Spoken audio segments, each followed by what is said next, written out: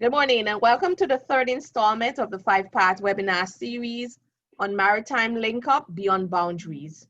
Our topic for today, connecting Caribbean youth with educational and professional opportunities in the blue economy.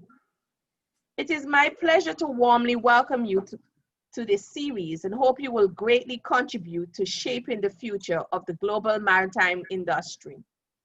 These series are small steps to the roadmap in the sustainable development of the blue economy and indeed ocean governance. To our partners in this event, I am very pleased that you have accepted our invitation to work with us in the spirit of cooperation and on this important topic. A thought-provoking question. How can states leverage the sustainable blue economy in their national development plans and policies? I believe that this topic resonates with the wider objectives of this webinar, and it is at the core of the sustainable blue economy concept. These objectives of this side event and the ensuing panel discussions are to explore and provide guidance on how national governments may leverage the blue economy for sustainable wealth creation and economic growth and educational opportunities and training.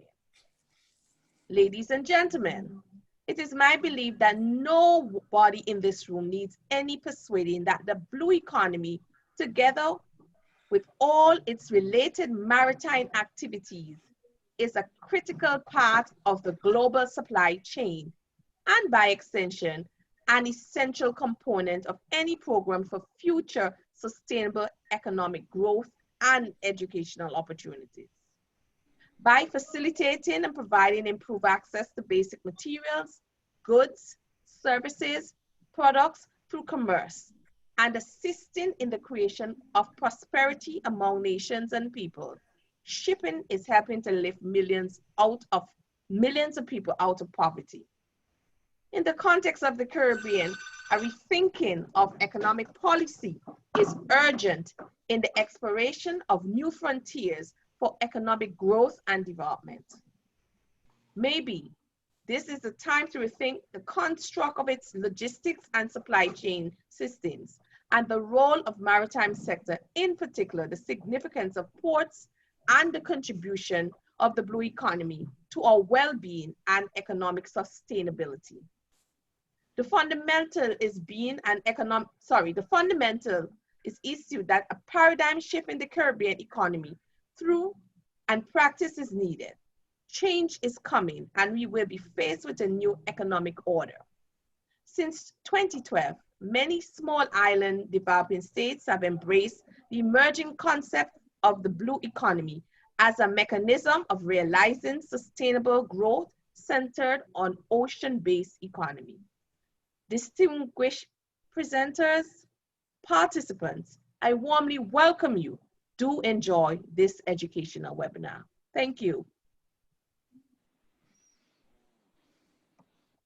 Thank you for that, Dr. Mason. We would now invite Dr. Ruby Allen to the opening remarks. And good morning to everyone, and particularly to our young persons across the region who joined us this morning as we participate in what promises to be a very lively presentation and discussion on the importance of the cruise industry to the Caribbean. The COVID-19 pandemic is unprecedented in our lifetime, and it is crippling many of the economies across the globe. It is a time of great uncertainty, but despite the challenges, this period also provides us with an opportunity to consider our options and to determine how we can best use this time to prepare for the future which lies ahead. According to statistics published by the World Tourism Council last year, coastal and maritime tourism has been identified as the largest blue economy sector. The global travel and tourism sector is reported to have grown by 3.9% in 2018 and to have contributed a record $8.8 trillion and 319 million jobs to the world economy in 2019. In a few minutes, our feature presenter will delve into today's topic, sharing information and insights based on his experience. But I would like to use the few minutes given to me this morning to encourage our participants to focus on developing and strengthening 3 qualities which will help you to navigate the post-COVID environment. And I make no apologies this morning for focusing on the softer skills, as we like to call them. There are 3 R's. The first R is resilience. Resilience is the ability to recover from or adjust to change.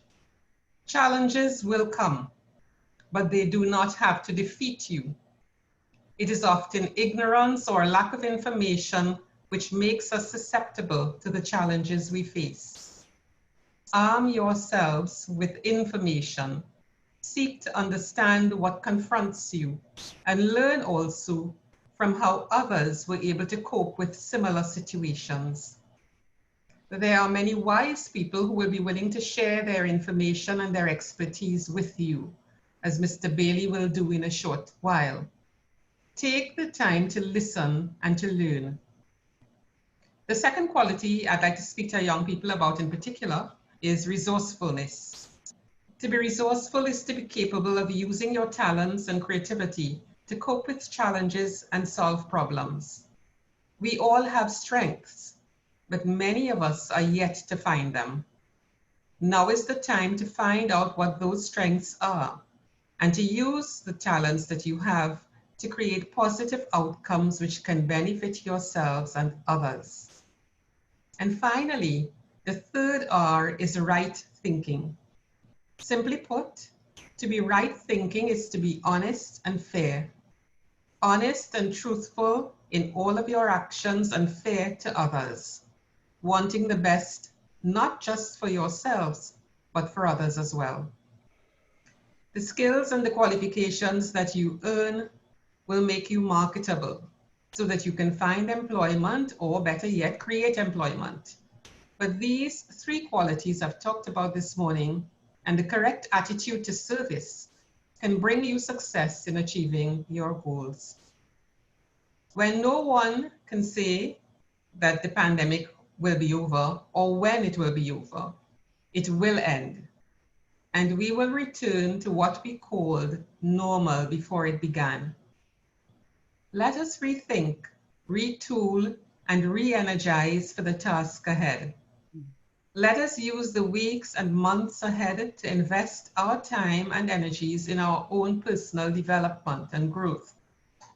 Let us look forward to that glorious day when the threat of this virus will be no more, with a sense of anticipation, resolute in our determination to seize every opportunity that will come our way, and eager to become the best version of ourselves.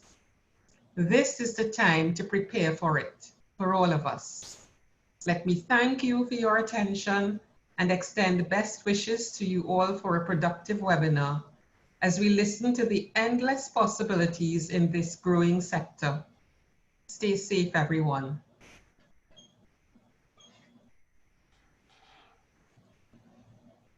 Thank you, Dr. Bristol.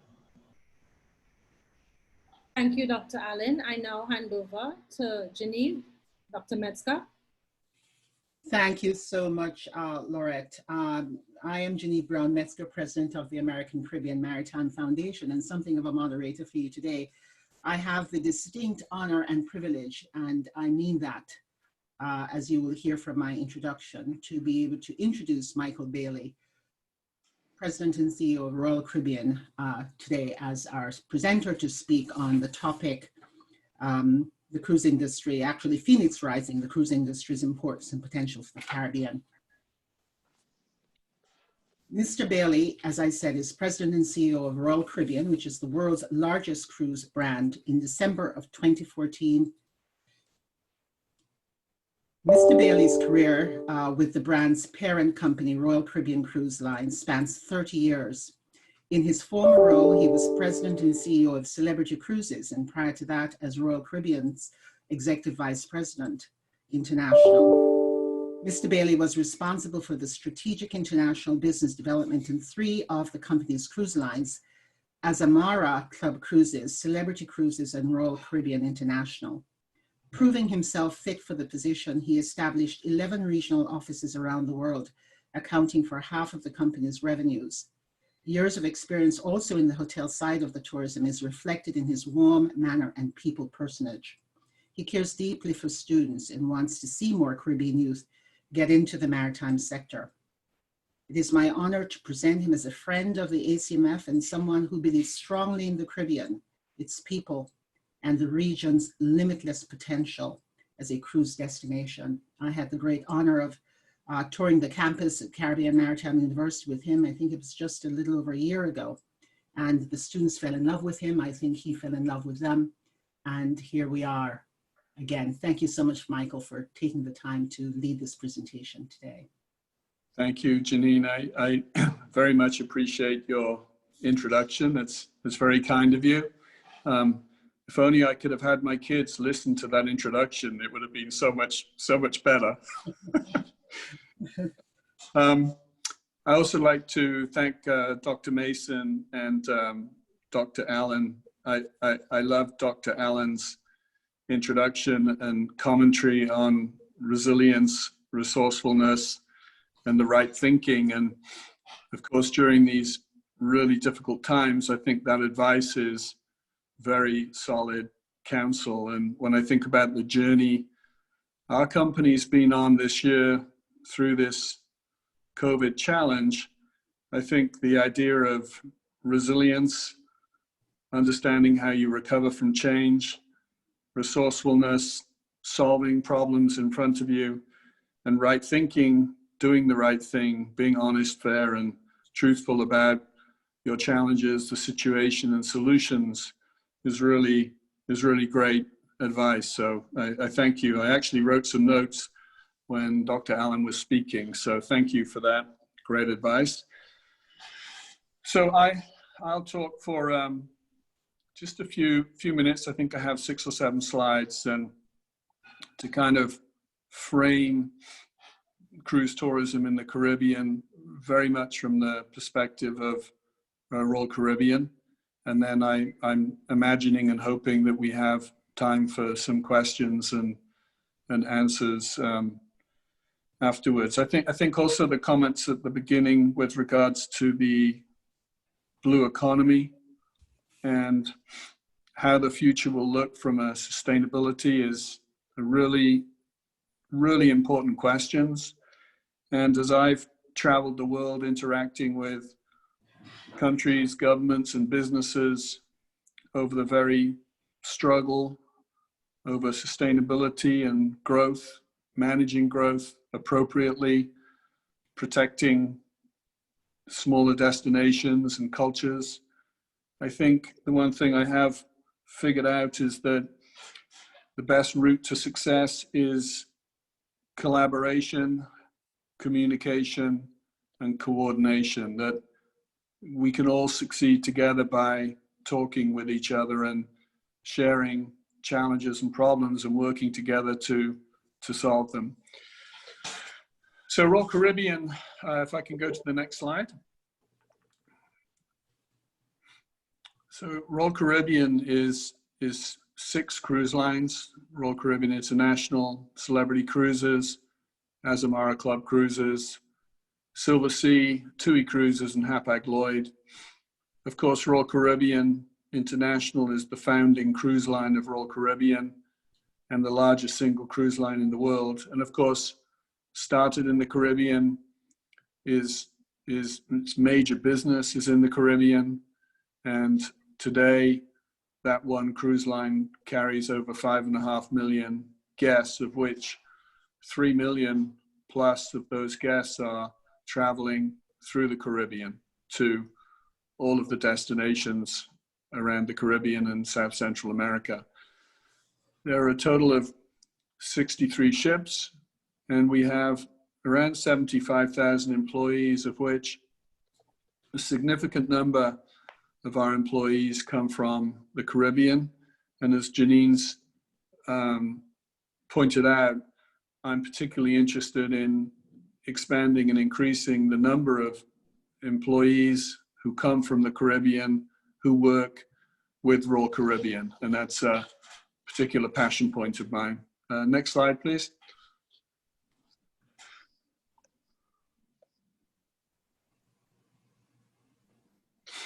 So I think this slide just gives you a sense. This is a picture that you could paint pre-COVID around the world, whether it's cruise tourism, packaged all-inclusive vacations, road trips, plane trips, train trips.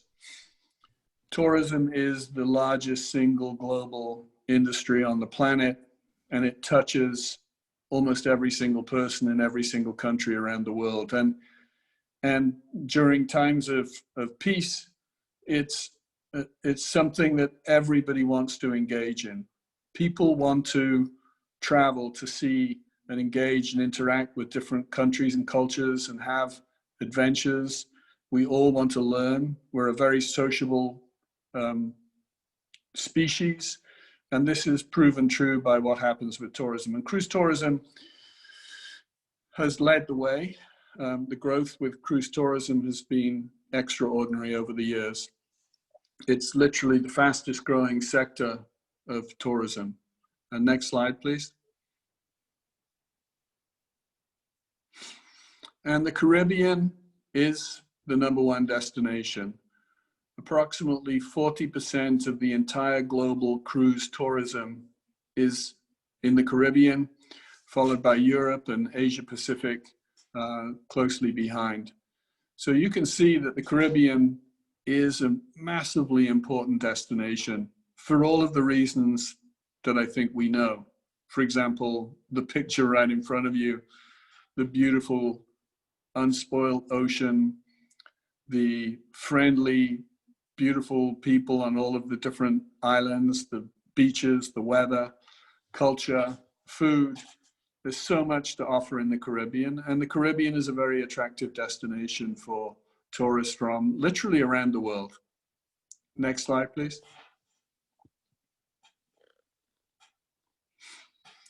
And 8 of the top cruise destinations worldwide are also in the Caribbean. They're listed here. The Bahamas is the #1 destination, followed by Cozumel, Jamaica, etc. And you know, we've seen over the years, not only have these individual cruise destinations grown in popularity, but we've seen around the Caribbean, the entire region, there's a lot of interest for tourists to travel and have unique experience. It's literally an open door of opportunity.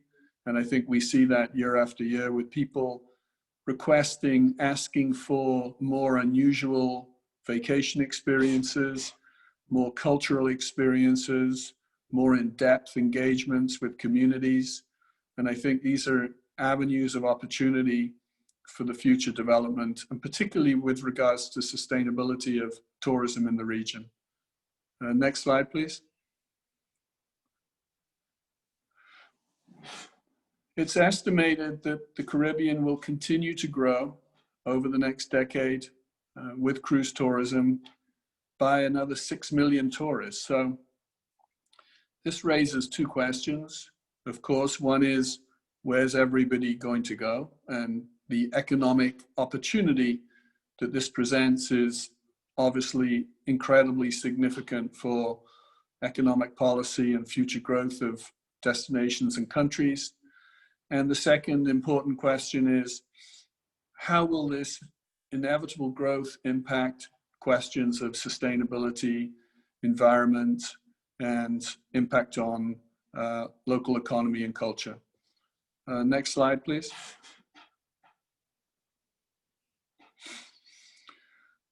The economic benefit is significant in terms of dollar value. It's in the billions of dollars in 2020.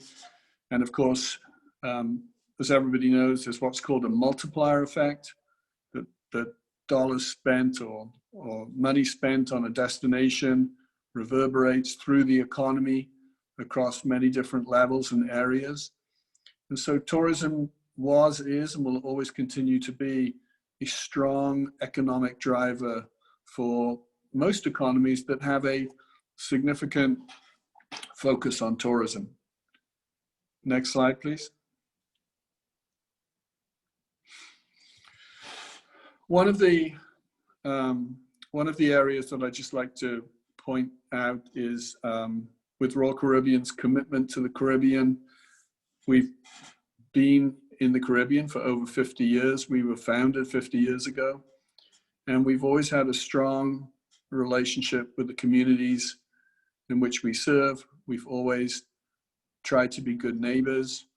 I think over the years, as hurricanes have come through and negatively impacted many islands, we've always tried to step up and offer our ships for assistance, to offer our ships to help evacuate people, to offer our ships to bring relief supplies, generators. Over the years, we've moved horses and cattle and cats and dogs and birds on our ships. We've taken thousands of people from one island to another, you name it. And over the years, we've used the Royal Caribbean ships and our crew to help out on so many different occasions in so many different ways. And I think that's something that we pride ourselves on, and hopefully we'll continue to offer that contribution to our neighbors. Next slide, please. So of course, the challenge that tourism globally is facing, and I think tourism is probably the sector, the industry that has been the most massively negatively impacted by COVID, is of course coming through this period. And I think as Dr. Allen said, we will come through this, and there will be a time when it moves behind us and we will return to a normal state. It could be in the coming months, it could be sometime next year.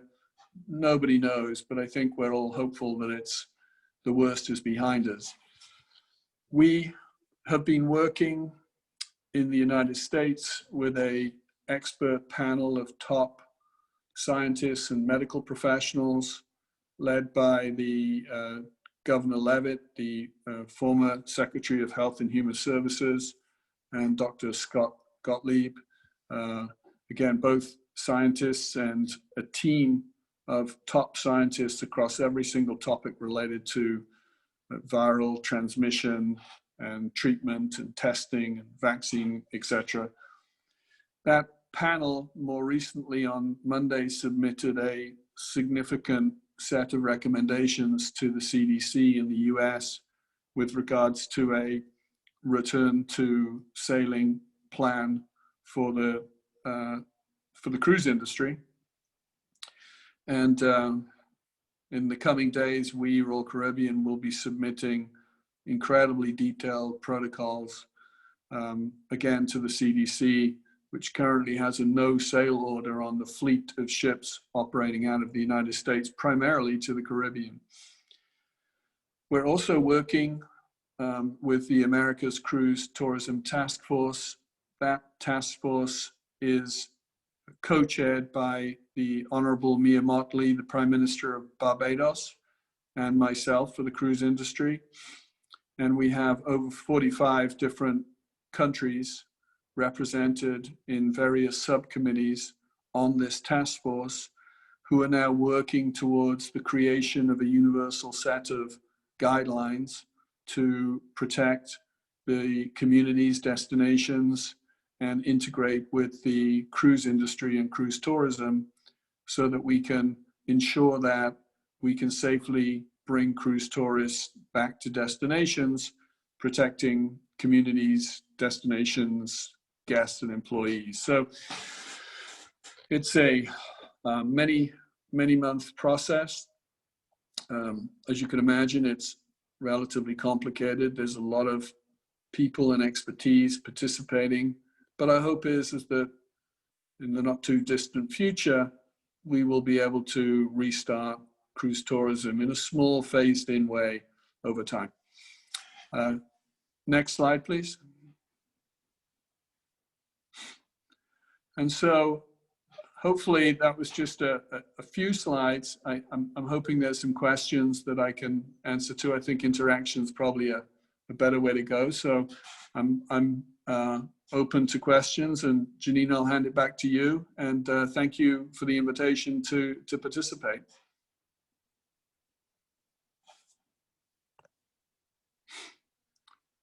Janine, you're on mute.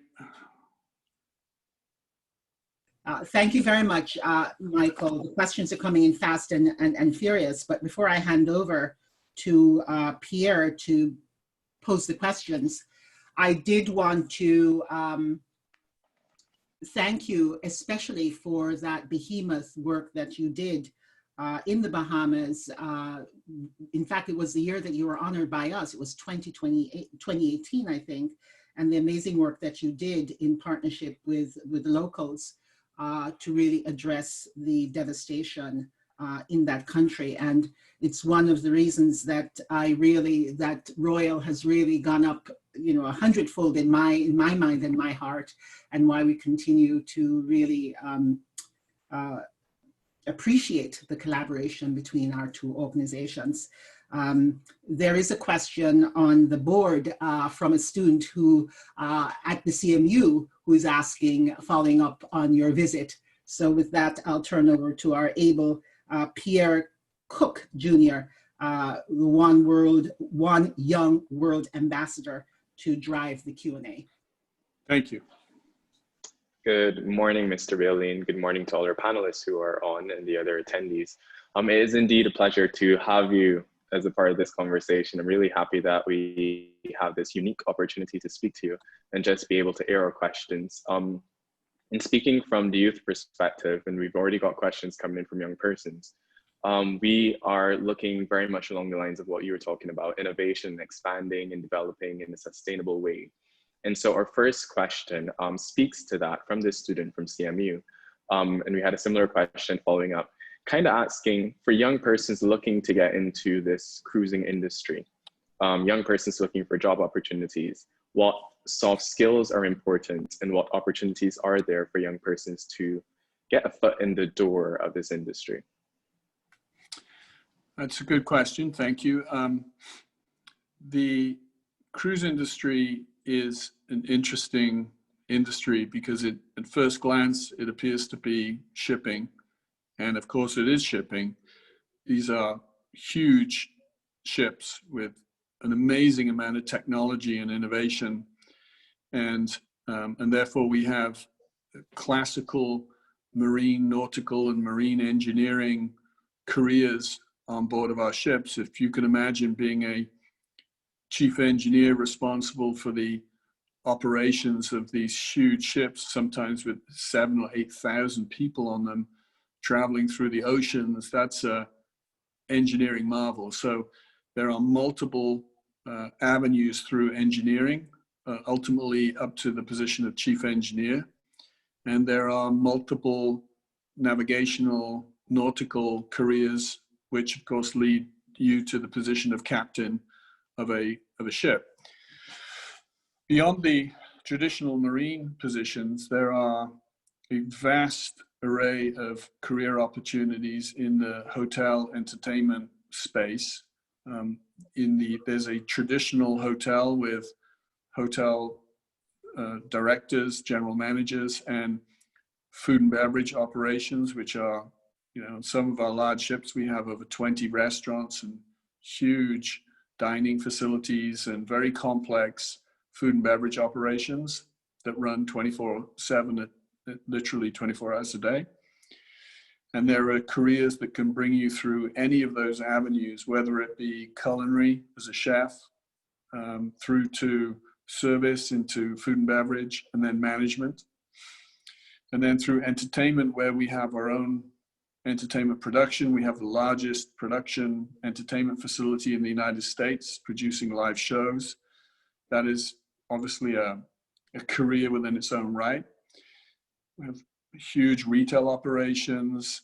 So I would say that the opportunity for a career for a young person is vast. And the great thing about cruise and hospitality is that the one thing that is a kind of a shared value across all of these different roles and positions and careers is that you have to be able to focus on the customer.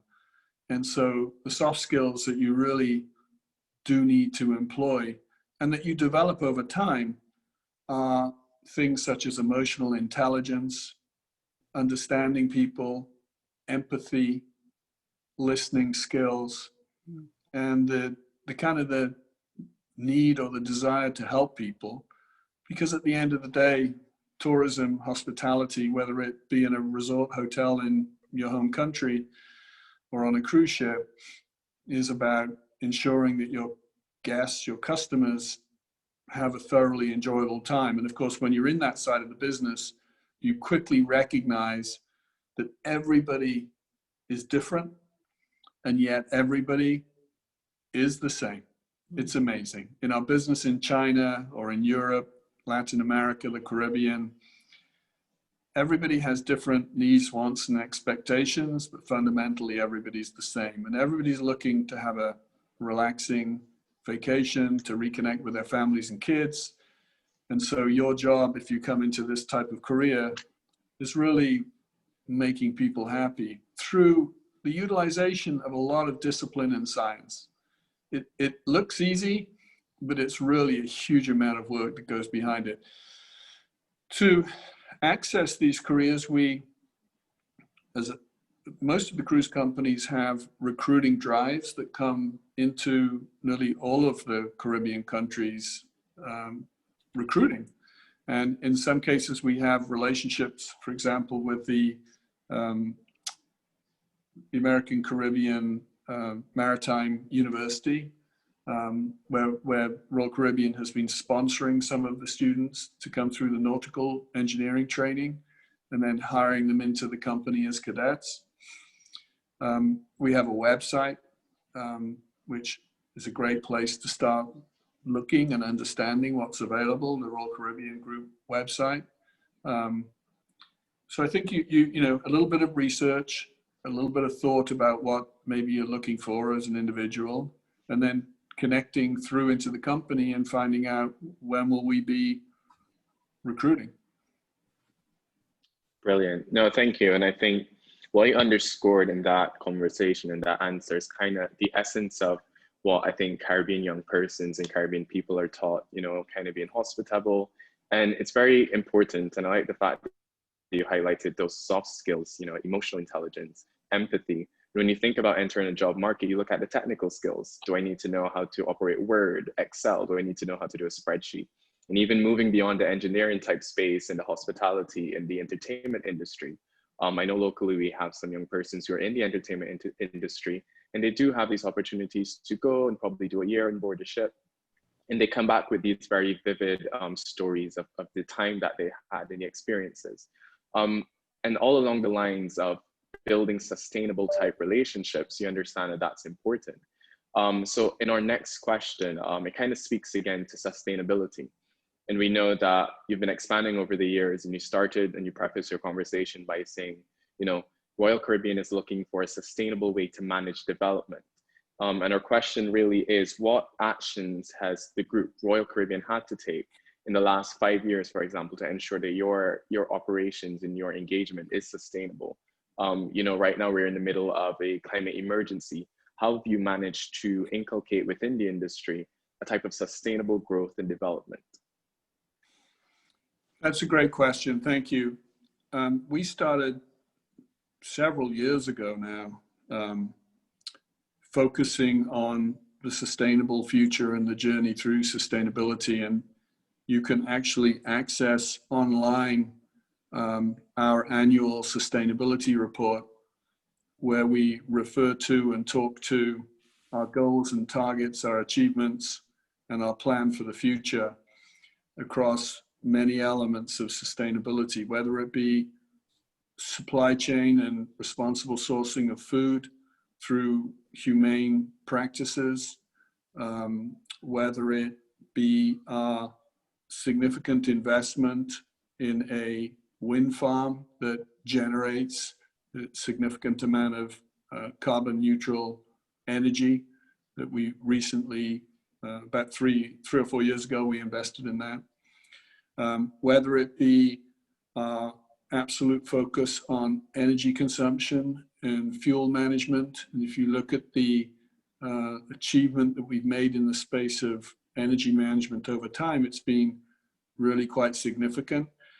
That can be simply the implementation of new technologies in engines that are far more fuel efficient, the more careful data-driven planning of routes that allow us to best use the data available in terms of winds, sea currents that don't have to push the ship through the water and let the ship be pushed through the water.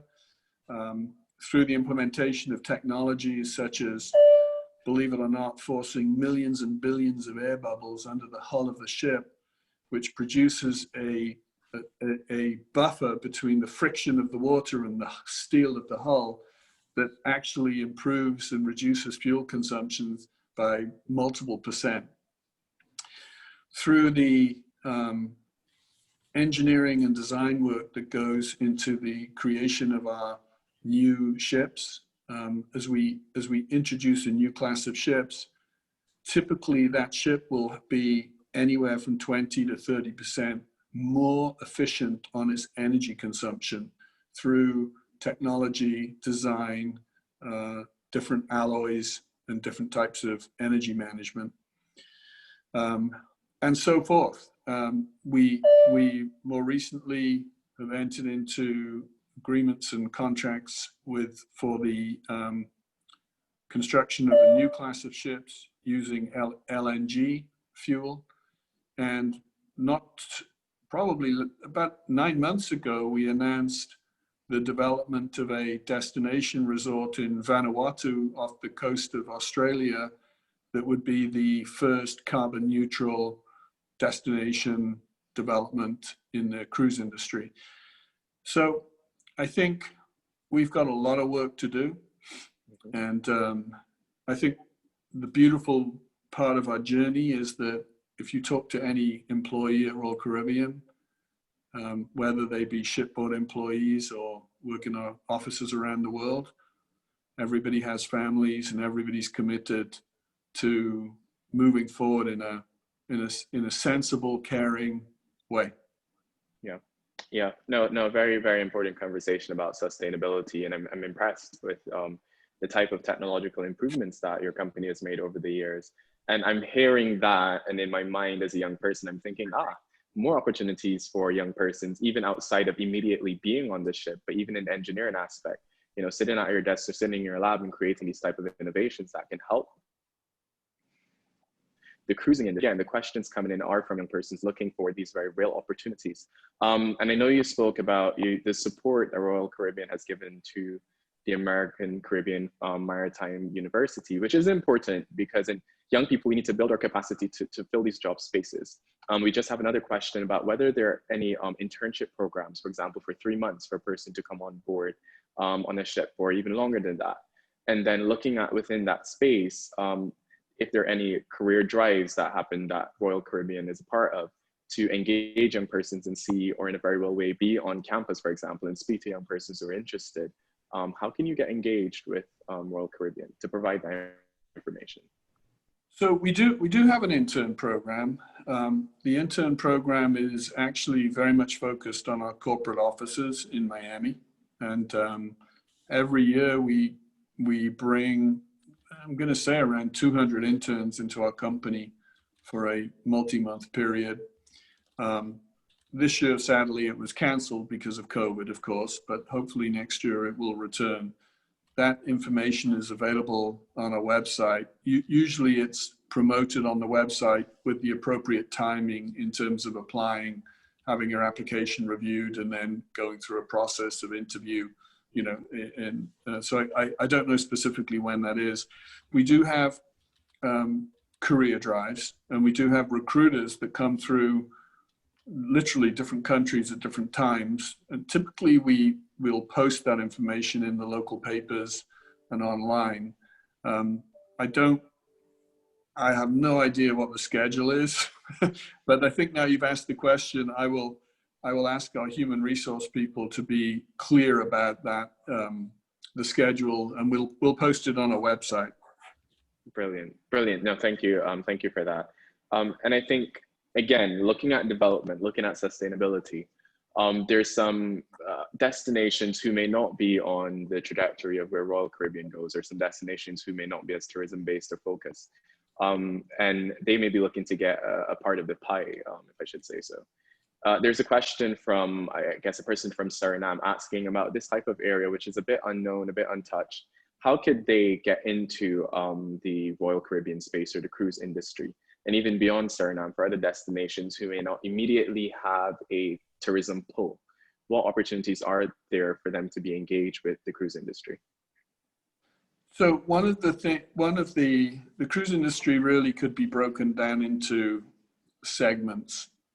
There are the, for want of a better word, there's mass market cruise, which brings a lot of people into the Caribbean.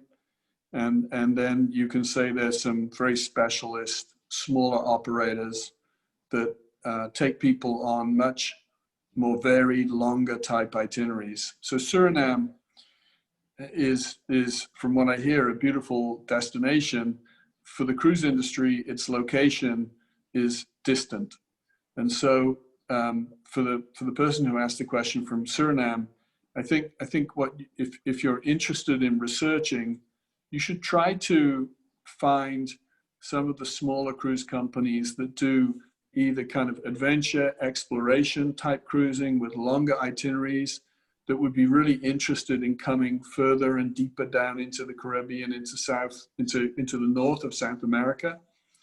And I think that's the kind of focus you should have, is doing some research to understand which companies are operating around that region. For the larger companies, they typically, including our company, most of our companies, we typically operate from a US home port, and then we come into the Caribbean, up to a 10-day typically voyage. And so there's what's called a time distance limitation that gets us way down south, but not all the way down into the north of South America, etc. Okay, no, brilliant. Thank you. I see you're giving us all the important bits of information for maybe too much conversation. No, we appreciate it. It's good stuff. And I think beyond that, this one is a bit more technical. So we're looking at carrying capacity. The question is there carrying capacity for the cruise for your specific Royal Caribbean? And then with the increase in numbers, does that affect the carrying capacity any much? So when you say carrying capacity, I think I've heard this term before. I think, let me put it another way. Is there a limitation to the amount of people that can come into any particular destination? Yes. And I've had this conversation a few times, and I'm going to give an example of a project that Royal Caribbean engaged in with the Bahamian government in Coco Cay, where we invested over $250 million in creating a very unique destination experience on a tiny island off the Berry Islands in the Bahamas. And we literally created a series of experiences on about 40 acres. And last year, we brought to that 40 acres over 2 million tourists. And they rated their experience as absolutely the best in the Caribbean. Now, that's a very highly specialized type of product, a destination product. The reason I use it as an example is that, and going back to Dr. Allen's comments, and Dr. Mason's comments, I think the carrying capacity is currently limited by really infrastructure and planning. And yes, you can't bring endless tourists to a number of destinations. It's simply not possible. The infrastructure can't manage it. It's overwhelming. It's not a practical way of managing this. But I think planning, coordination, communication, collaboration, it really requires strategic planning over time between the businesses that are bringing tourists and the destinations who are receiving the tourists. My point being is that with careful planning and a strategic plan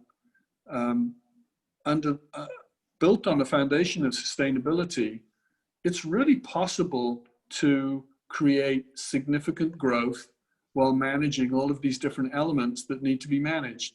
But it requires a plan. Just as when we build a new ship or a new class, we spend 3 years planning it, 2 years building it, and then we get it usually on the 5th year.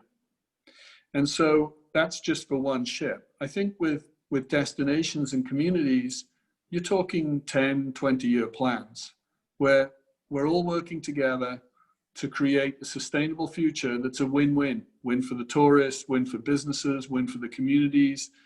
You know, all of these things are possible, but it requires planning. And I think, so my answer to your question on carrying capacity is, it's a very real issue. And the solution is planning. Yeah, no, that's very important. And even in the conversation about planning, I find that this year has forced us all to think about our planning and even develop new plans. At one point, we were forced to cancel a lot of plans and change them dramatically to kind of cater to the new environment. And I think specifically in the cruise industry, I mean, I'm in Barbados, and remember some days you would go out and see like 3, 4, 5 ships kind of, you know, stationed off the coast.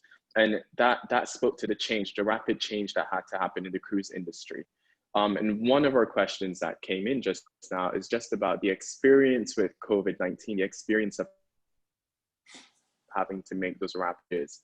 And then we saw a projection that you made about the possible increase in terms of revenue due to this type of cruising industry. We just want to know your specific experience with having to change or adapt rapidly to the COVID-19 environment. And then what then does that look like in terms of the development?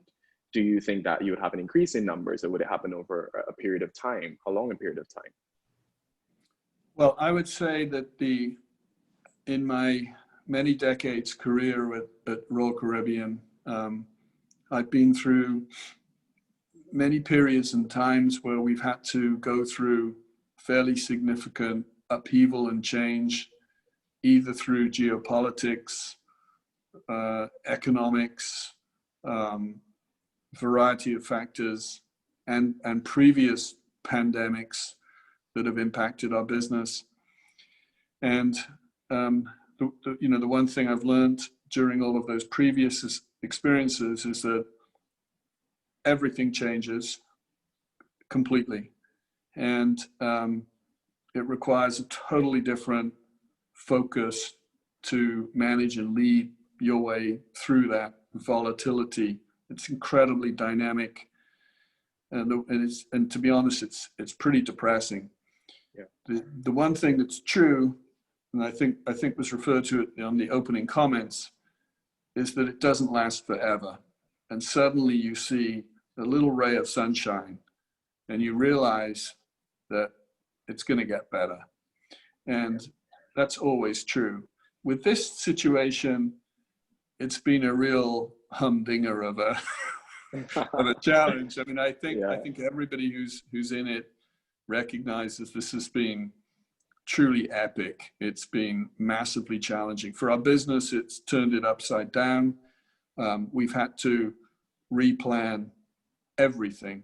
I mean, every single element and aspect of our business has been really turned upside down and required a massive amount of flexibility and different thinking.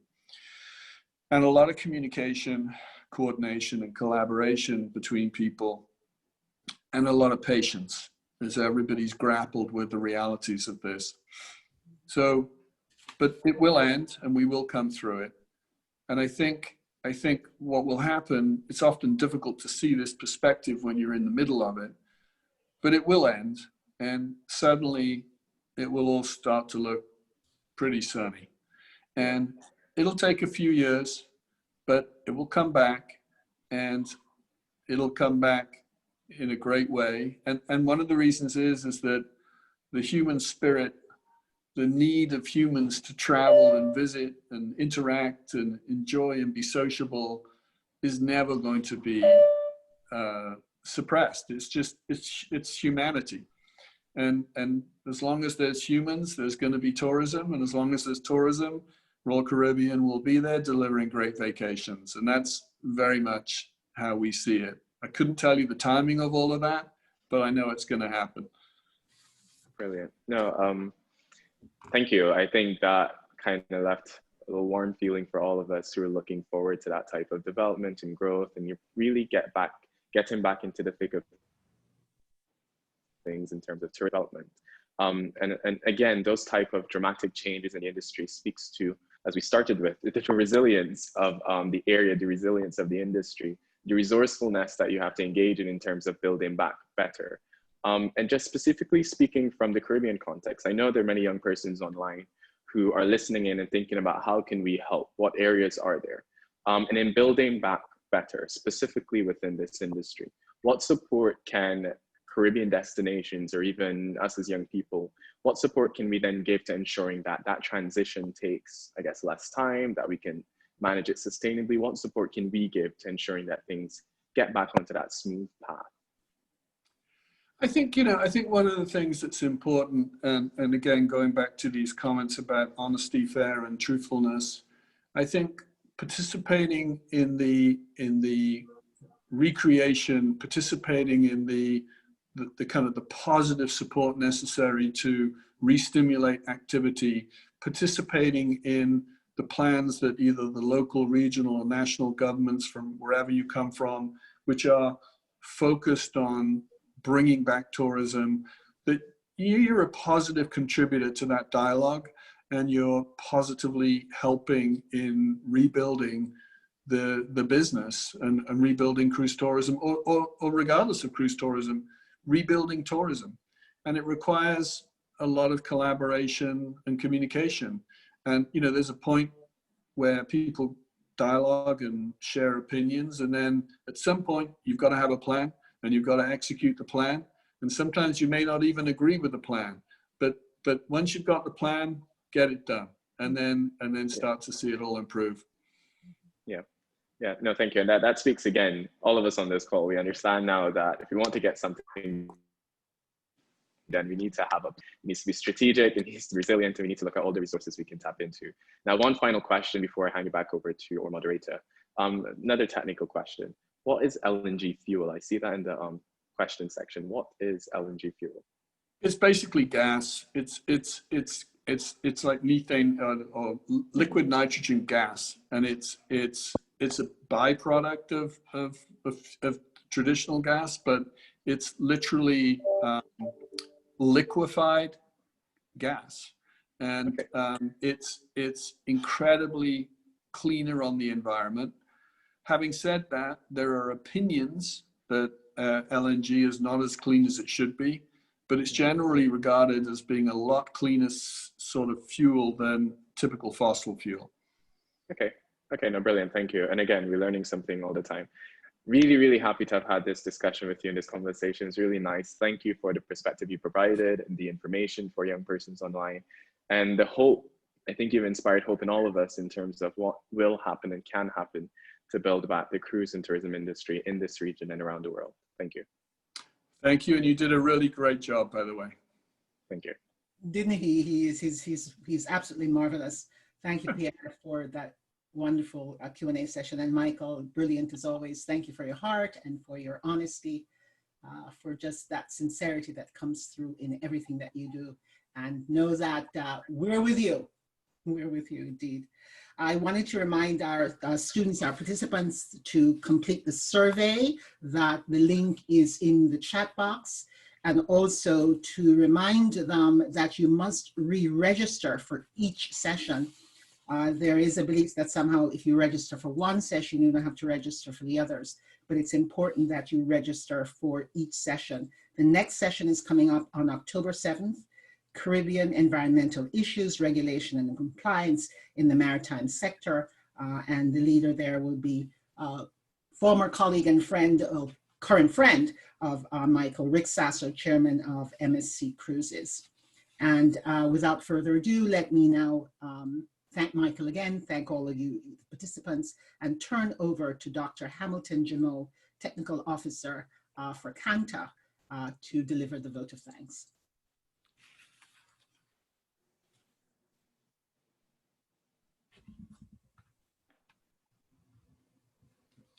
Hamilton, are you there? Thank you. Okay, my mic was muted beyond my control. Good morning, everyone, and thank you very much for participating in this webinar, which is part of the webinar series put on by the American Caribbean Maritime Foundation, the Caribbean Association of National Training Authorities, and the Caribbean Youth Ambassadors. I want to begin by thanking, first of all, the Vice Chairman of CANTA, Ms. Jeanette Mason, for her stern and questioning welcome.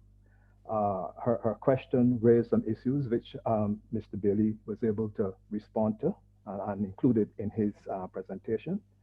I want to thank Dr. Ruby Allen for her opening remarks, focusing largely on what she described as soft skills, specifically the 3 R's that she identified, which Mr. Bayley was able to incorporate into his presentation as well. To Dr. Genevieve Brown-Metzger, thank you for your introduction of the featured speaker, Mr. Michael Bayley, and for ably giving us some insights into his background, so much so that it was one that he would be willing to have his family listen to as you presented it. To Mr. Michael Bayley, thank you very much for giving us some of your time. As President and CEO of Royal Caribbean, I know it is a very busy time, and you've actually alluded to it several times in your presentation, especially in this COVID environment. And we thank you very much for being able to give us some insights into the growth and development of cruising in the Caribbean. The impact of COVID, of course, on the organization and similar organizations to yours, the projected growth that you anticipate can occur, and of course, being good neighbors in relation to the cruising industry and neighbors to the various countries that you have your cruises touching. But of course, more importantly, would be the whole question of having enlightened us with respect to how the cruise industry can move forward in relation to bringing us back to a point where we have a healthy return to sailing. And thank you for sharing with us the particular plans that your particular organization has in place in relation to moving in that direction. Persons like myself have been impacted. I've had to actually had a cruise canceled and so on because of the COVID environment, and I look forward to that opportunity to be able to get back on a cruise ship and relax. I also thank you very much for responding to the questions, significant questions that were put by various members of the audience. And I thank Mr. Pierre Cook, who ably became, I think I describe it as the mouthpiece basically for in terms of the persons out there in presenting the questions and ably presenting the questions and so ably weaving the questions into the fabric of your presentation, Mr. So thank you very much, Mr. Pierre Cook, for your participation in the question and presenting the questions to our honored guest speaker. Now, when we do these vote of thanks, it's often that we can actually miss a few persons, and I'm hoping that I'm not missing anyone. So I want to speak specifically to and give some thanks to the persons who have been working in the background.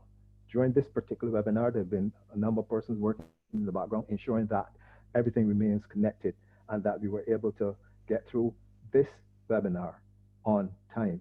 Started on time. Each presenter was able to stick to the time that was allocated, and we were able to complete this webinar in the time allocated. So we'll thank you for that. So in the background, we have persons such as Dr. Laurette Bristol, Ms. Pat McPherson, and Ms. Vanessa Cooley, who ably managed the persons coming in and managed a number of other aspects of the background work. I also want to thank very much the working group. Some months ago, a group of persons came together. There was an idea, and a group of persons were brought together from the different agencies I identified a bit earlier. And these persons worked together tirelessly over a few months to bring this series to this point. We have successfully, in my opinion, come to the end of webinar number 3. And I want to thank everyone for their participation. I want to thank the members of the audience who joined in and and some names I'm seeing and they're looking very familiar as we go on from session to session. The names are looking very, very familiar. And I want to thank you very much for coming into the session, for providing your questions. And I hope that you gained significantly from this presentation. So once again, thank you to everyone who was involved. Over to you, Genevieve. Thank you very much all, and see you, as many of you again, on October 7th for the next session, Caribbean Environmental Issues, Regulation and Compliance in the Maritime Sector. God bless. Walk good. Bye. Thanks, everyone. Be safe.